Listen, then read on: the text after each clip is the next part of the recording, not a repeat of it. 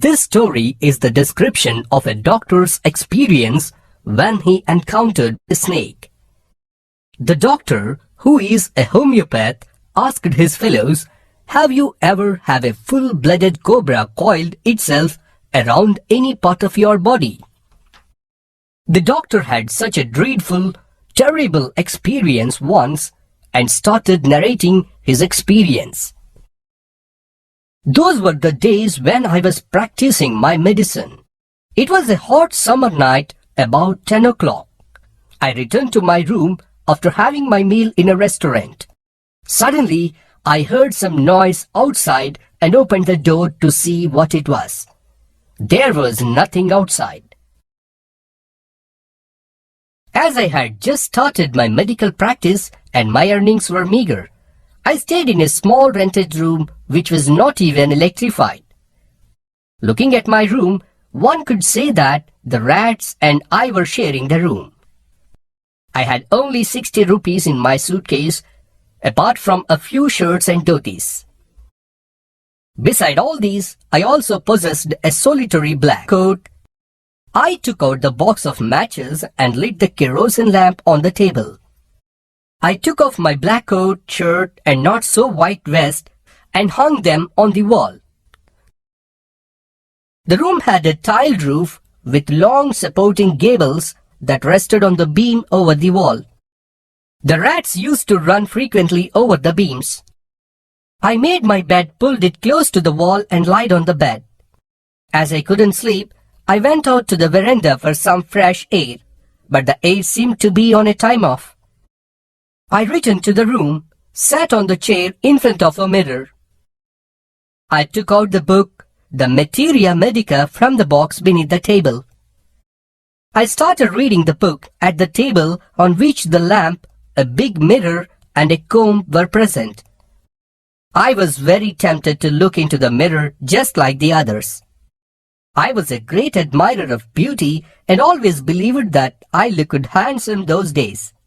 As I was a bachelor and a doctor, I made sure that my presence was felt.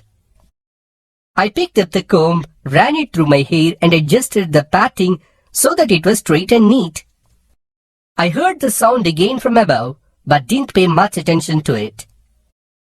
I looked at my face close in the mirror and made an important decision that I would shave daily and grow a thin mustache so as to look more handsome. With the decision, a smile bloomed on my face. Then I made another lovely decision that I would carry that lovely smile on my face forever to look more handsome. The same noise came from above again. I stood up, lit a bidi and started walking up and down the room. All of a sudden, another lovely thought popped up in my mind. It was, I would get married to a woman doctor who had plenty of money and good medical practice. She must be fat. I applied a condition to the thought for a valid reason.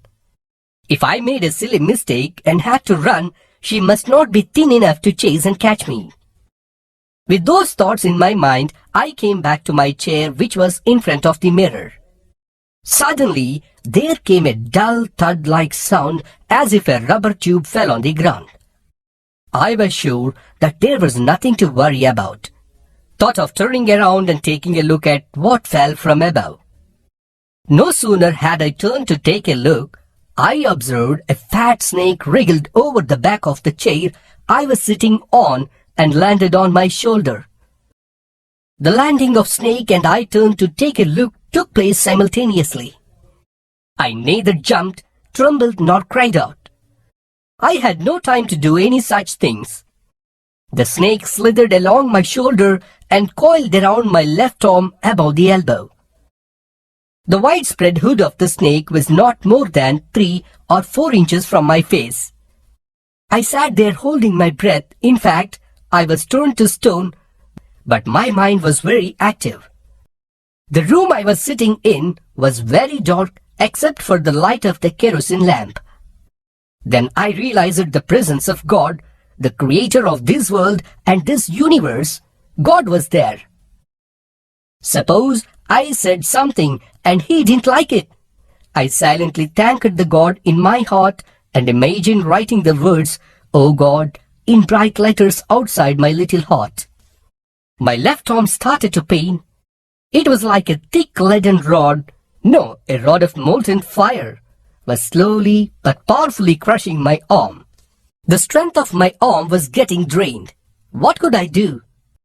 Any slightest movement of mine would result in the strike of the snake. I felt like death lurked 4 inches away from me. Then a question popped up in my mind. What medicine should I take if it bites me? Unfortunately, I did not have any medicines in the room. That moment, I thought myself that I was a poor, foolish and stupid doctor. I smiled feebly at myself, forgetting that my life was at stake. It seemed as if God appreciated that.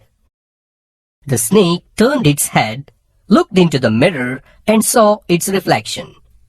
The snake was looking into the mirror. Though it was not the first snake that had looked into a mirror, but it was confirmed that the snake was looking into the mirror. I felt it was admiring its own beauty. Was it trying to make an important decision about growing a mustache, or using eyeshadow and mascara, or wearing a vermilion spot on its forehead? I didn't know anything for certain. What sex was the snake? Was it a male or female? I would never know, for the snake unwound itself from my arm, slowly slithered into my lap, and then crept onto the table. Perhaps it wanted to enjoy its beauty from a closer view. I was turned into a man of flesh and blood from the granite image. Still, I stood silently holding my breath and quietly reached the veranda.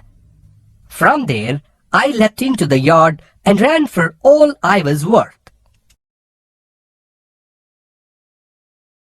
Everybody, listening to his story, heaved a sigh of relief.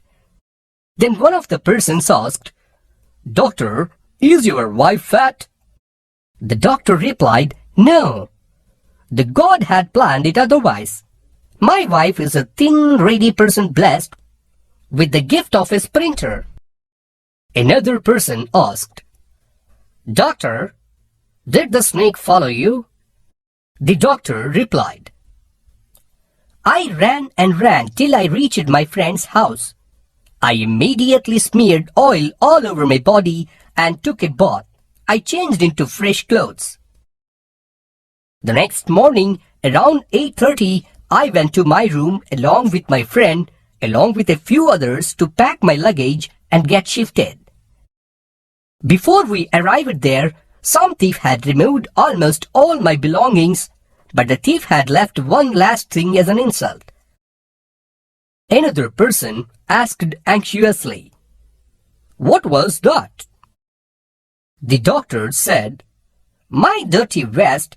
That fellow had such a sense of cleanliness, he could have washed it with soap and water and used it." There came out another question. "Doctor, did you see the snake the next day?" The doctor replied, "I hadn't seen it from then. It was a snake taken with its own beauty.